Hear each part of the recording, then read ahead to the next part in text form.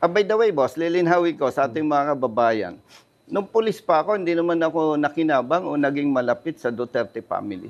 Wala. No? Nililinaw ko yan. So going back, ang tinitingnan ko kung tama yon, kahit 10 pages, pepermahan ko eh. Pero alam ko, mali eh.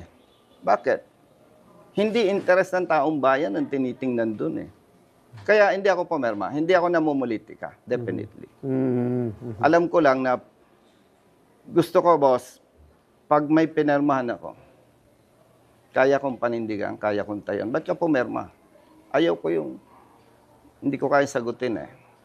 Kasi, hindi naman ako makakarating sa Kongreso kung hindi tayo inupo ng taong bayan. Dapat ang loyalty mo sa taong bayan, hindi doon sa ilan lamang. And before na nag-decide ako, ini-expect ko na. Puputulan ako ng pondo.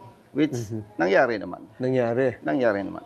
So meaning after nung talagang yung supposed to be allotment mo as congressman, hindi na Ang isa dyan, particular, yung medical assistant fund para sa ating mga kababayan.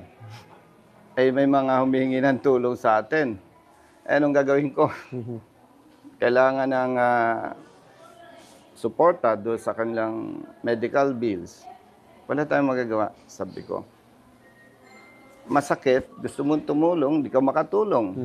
Kinalisan ka ng pondo. answer tide, O, anong magagawa mo? Hindi ko pinagsisisihan yon. Ang importante sa akin, ang loyalty ko sa taong bayan.